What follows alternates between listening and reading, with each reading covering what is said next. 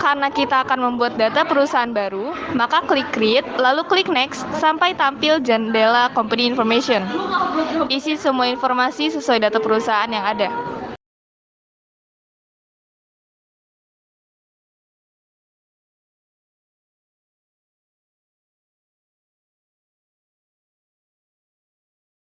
Lalu klik Next dan akan muncul jendela Accounting Information yang berisi tentang periode akuntansi berjalan. Ubah current financial year sesuai dengan tahun bertransaksi.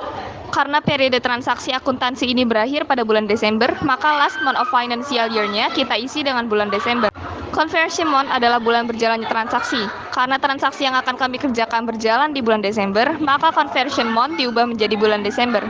Yang terakhir, dari accounting information adalah number of accounting period. UD Satria Jaya melakukan transaksi selama 12 bulan per periode, maka number of accounting period diubah menjadi 12. Next sampai account list. Di sini terdapat 3 opsi dalam penginputan akun yang akan digunakan dalam transaksi. Kita akan memilih opsi ketiga karena kita akan menambahkan sendiri akun-akun tersebut.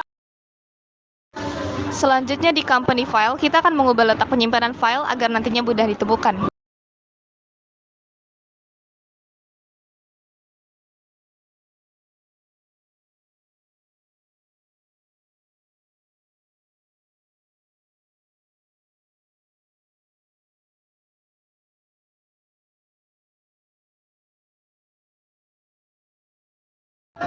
Terakhir di conclusion, kita pilih setup asisten lalu muncul menu easy setup assistant.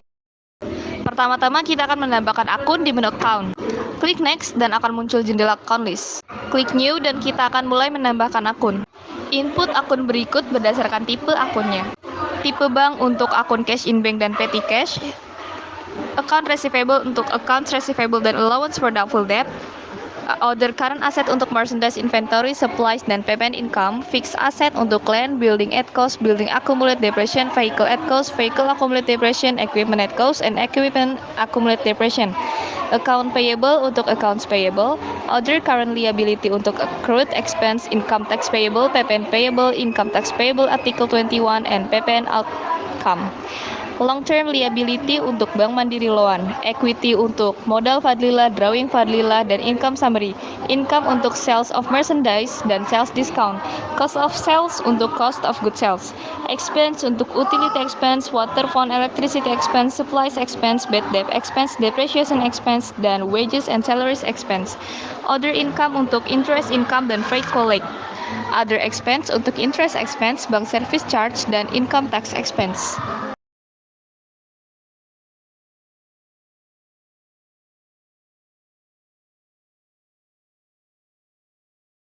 Selanjutnya kita akan mengisi saldo neraca sesuai trial balance per 30 November 2018.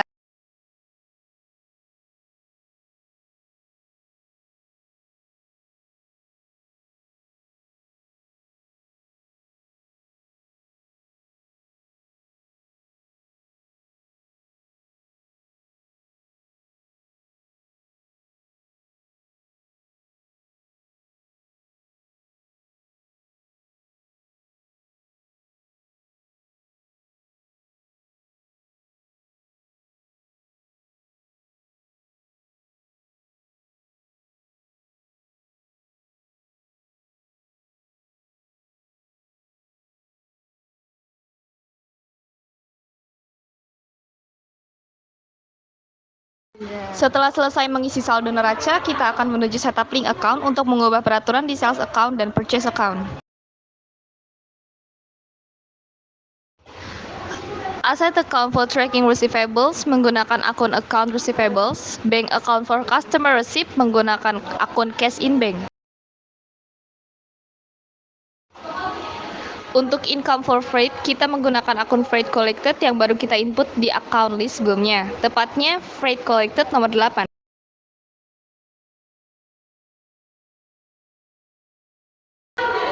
Expense or cost of sales accounts for discount menggunakan akun sales discount.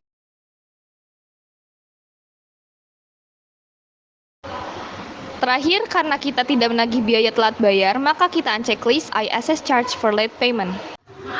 Selanjutnya buka terms, lalu kita akan mengubah payment due menjadi in a given of days. Ubah informasi selanjutnya berdasarkan data yang dimiliki UD Satria Jaya.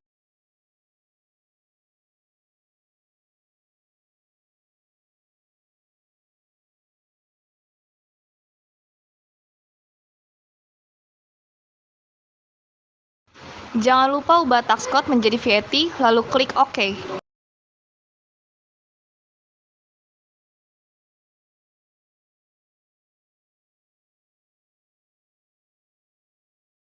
Selanjutnya kita menuju purchase account di setup link account. Liability account for tracking payables menggunakan accounts payable, bank account for paying bills menggunakan cash in bank.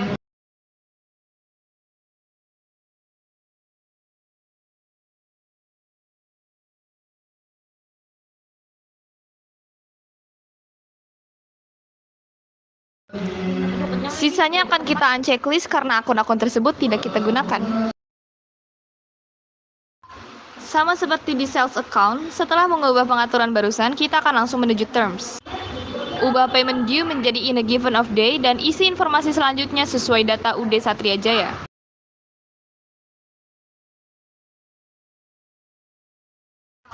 Ubah tax code menjadi VAT dan klik OK.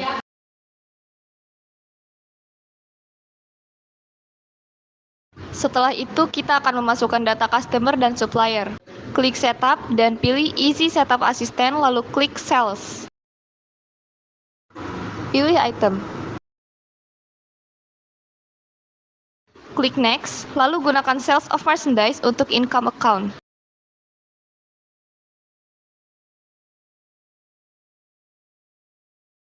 Next, sampai Payment Information. Gunakan cash untuk payment method.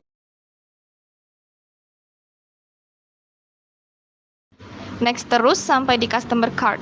Di sini kita akan menambahkan data customer dengan klik New, lalu isi informasi sesuai data.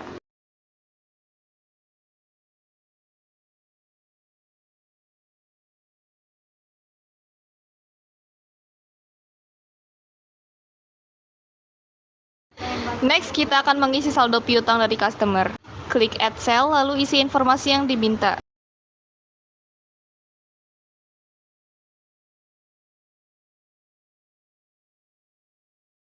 Ubah tax code menjadi NT. Lalu record. Klik OK jika muncul congratulations. Kembali ke isi setup asisten, lalu klik Purchase. Next, sama seperti sebelumnya, pilih item karena UD Satria Jaya adalah perusahaan dagang. Next, gunakan COGS sebagai expense account.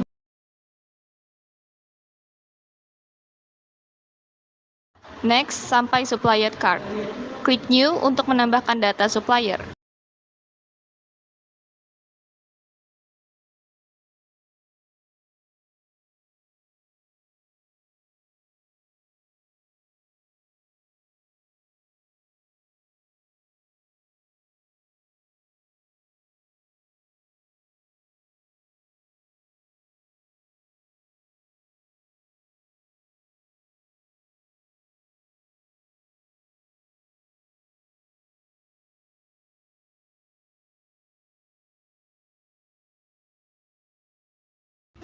Kembali ke account Easy Setup Assistant, kita akan menghapus akun-akun yang tidak ada di trial balance.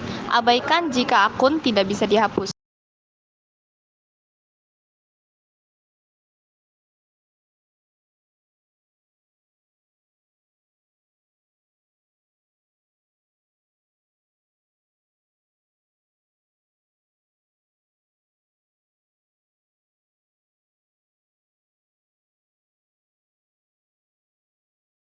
Selanjutnya, kita akan menambahkan tax code.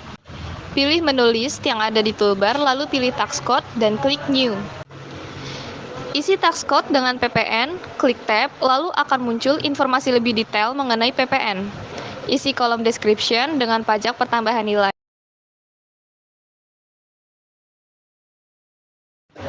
Untuk tax type-nya adalah Value Added Tax. Ubah rate-nya menjadi 10%. Link account for tax collect menggunakan PPN outcome. Link account for tax paid menggunakan PPN income.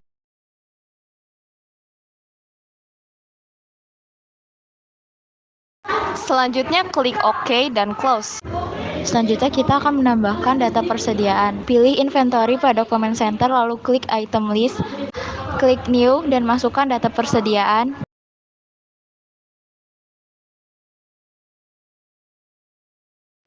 Checklist semua opsi yang ada di bawah. Cost of sales account menggunakan COGS. Income account for tracking sales menggunakan sales of merchandise. Asset account for item inventory menggunakan merchandise inventory. Menuju ke buying details, isi buying unit of measure dengan unit, lalu gunakan PPN untuk teks kode when bought. Selanjutnya, di selling details, isi selling unit of measure dengan unit, gunakan PPN untuk teks kode when sold. Terakhir, ubah base selling price sesuai harga item per unit.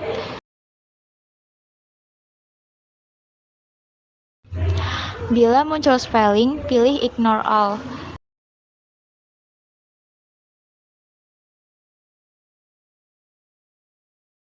Setelah selesai menginput semua item persediaan, close lalu klik count inventory, isi counted dengan jumlah persediaan item. Klik adjust inventory, gunakan merchandise inventory untuk default adjustment account.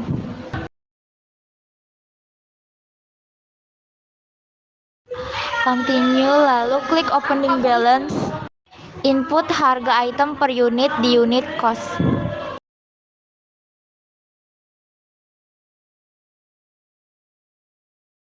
Setelah itu, kita akan membuka company data auditor untuk mengecek kebenaran data yang telah kita input sebelum masuk ke dalam transaksi. Ubah format tanggal dari tanggal 1 Desember 2018 hingga tanggal 31 Desember 2018.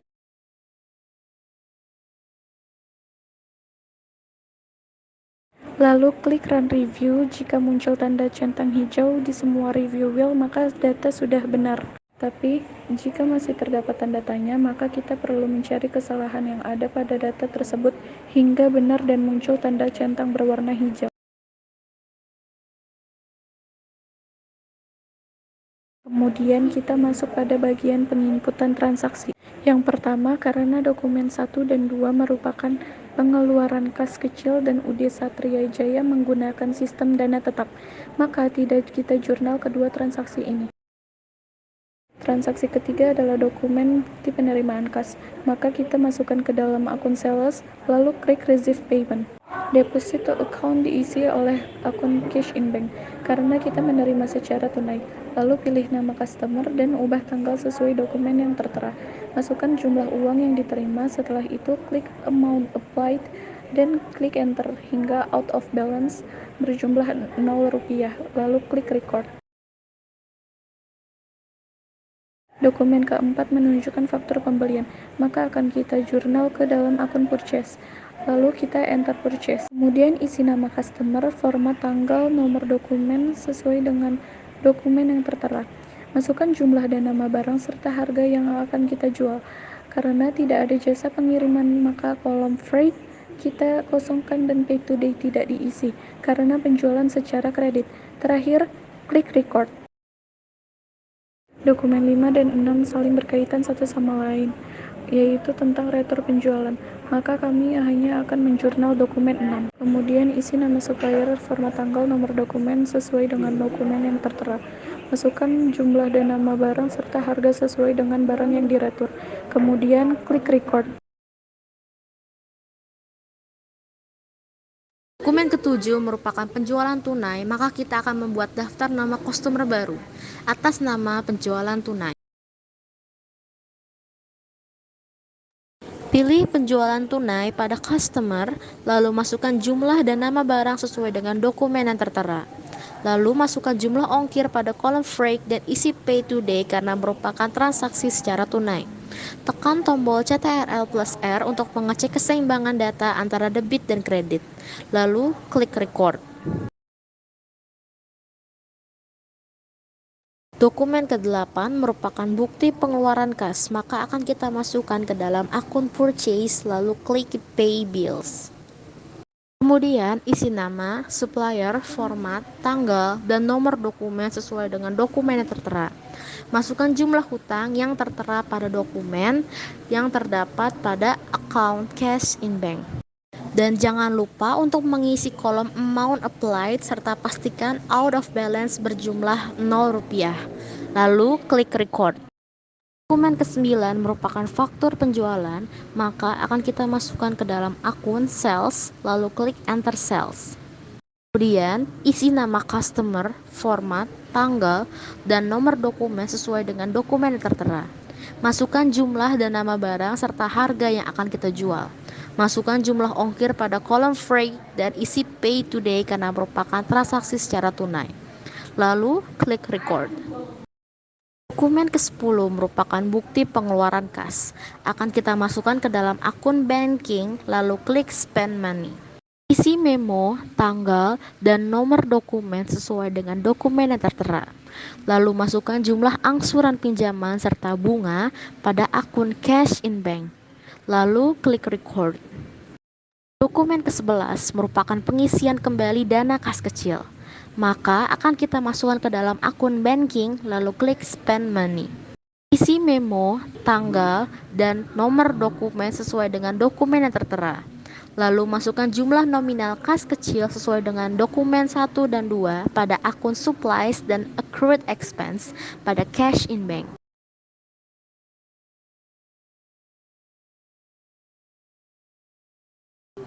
Lalu klik record. Dokumen ke-12 merupakan bukti pengeluaran kas. Maka akan kita masukkan ke dalam akun banking lalu spend money.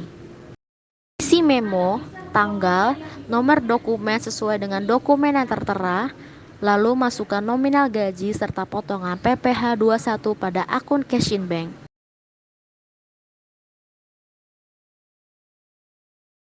Terakhir, klik record. Setelah selesai melakukan penginputan transaksi-transaksi, maka akan kita lanjutkan dengan mengisi ayat jurnal penyesuaian. Klik pada bagian accounts, lalu klik journal entry.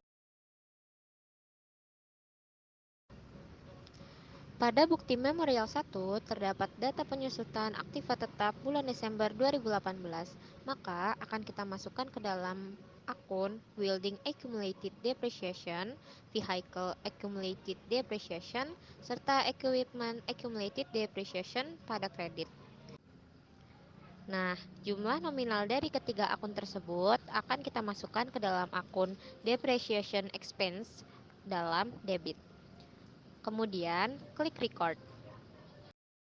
Pada bukti memorial 2 terdapat data persediaan perlengkapan yang tersisa sebesar Rp2.500.000. Nah, dari data tersebut, maka akan kita masukkan ke dalam jurnal penyesuaian menggunakan akun supplies expense pada supplies.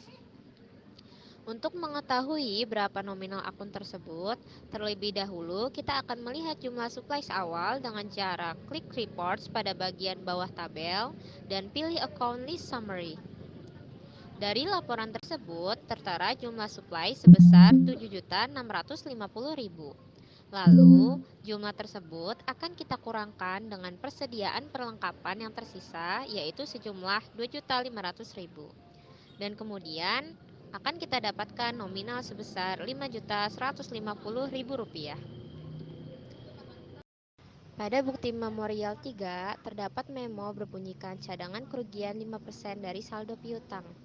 Maka akan kita jurnal menggunakan akun bad debt expense pada allowance for doubtful debt. Nah, untuk mengetahui berapa jumlah nominal dari akun tersebut, maka terlebih dahulu kita akan melakukan sebuah perhitungan dengan cara buka account list summary, lalu cari akun allowance for doubtful debt. Nah, di sini akun tersebut berjumlah Rp29.350.000. Lalu akan kita kalikan sebesar 5%.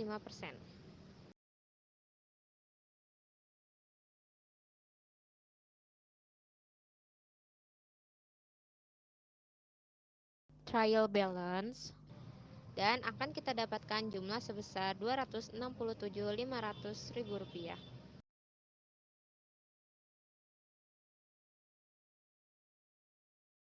Selanjutnya, pada bukti memorial 4 terdapat memo yang berisikan pendapatan bunga di bank serta biaya administrasi. Maka, kita akan menjurnalnya dengan memilih akun interest income, kemudian masukkan nominal jumlah akun tersebut pada bagian kredit, serta pilih akun bank service charge pada bagian debit, dan selisih nominal dari kedua akun tersebut akan kita masukkan pada akun cash in bank di debit. Lalu, klik record.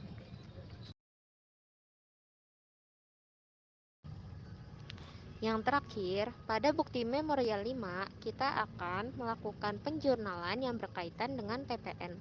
Pada account list summary, dapat kita jumpai PPN outcome berjumlah sebesar Rp4.255.000 dan PPN income sebesar Rp3.680.000. Kemudian, PPN outcome akan kita masukkan ke dalam kolom debit dan PPN income ke dalam kredit, serta selisih nominal dari kedua akun tersebut akan kita masukkan ke dalam akun PPN payable di kredit.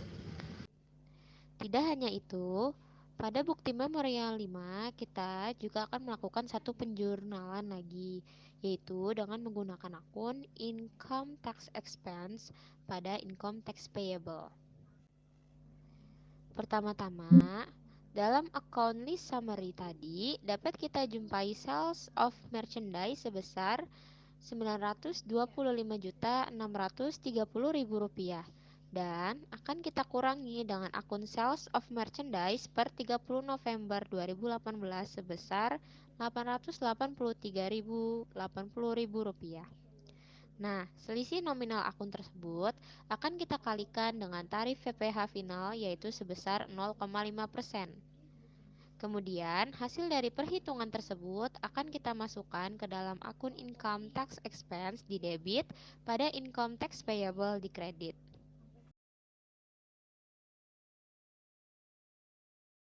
Lalu, kita akan menjadikan PDF data-data yang diperlukan.